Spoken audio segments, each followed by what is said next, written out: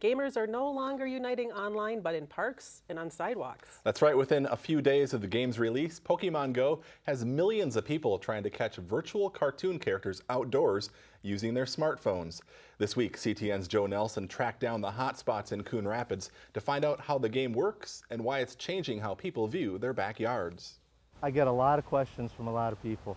Bowfisherman Robert Hoglund isn't the only one coming to the Coon Rapids Dam to discover unique creatures. I got lucky with this 14-pounder. I've seen snapping turtles that were 1.5 feet across at the shell. Pidgis and ratatats. The first time I came down here, everybody was yelling, "Squirtle, Squirtle, Squirtle." People here at the dam are no longer just looking for bullheads or carp. They're looking for Jigglypuffs or Venomoths.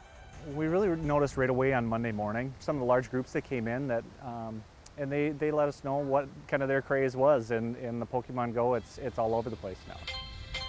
With 21 million estimated daily users, Pokemon Go has become the biggest mobile game ever in less than 10 days. I went to the zoo and I got there and they're all like on their Pokemon Go game and they weren't even looking at the animals. The game uses GPS on smartphones where players locate Pokemon characters by moving to different locations in real life. These are the Pokestops, these like little blue squares spinning around. As you get closer, it becomes like this Pokeball, and you can actually spin it and you get a whole bunch of items out of it. They then use those Pokeballs to collect Pokemon to train and fight others later in the game. When you were a kid with your friends, you'd be like, oh man, like, what if Pokemon was real? Like you'd see like water Pokemon here and grass over there, and like now it's there on your phone, so it's pretty cool. It can be a distraction that presents some real life dangers. I was actually biking and I wasn't paying attention, and I almost crashed into people, but I know it could be a lot worse, so for sure you should be a lot more careful playing this game. It's never worth it to be in danger for a Pokemon. And even those with no interest in trying to catch them all see value. You know what? If there's a positive side to it, they're not sitting on the couch.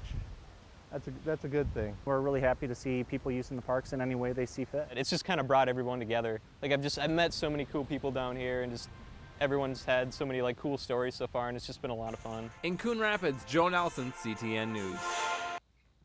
Well, there you go.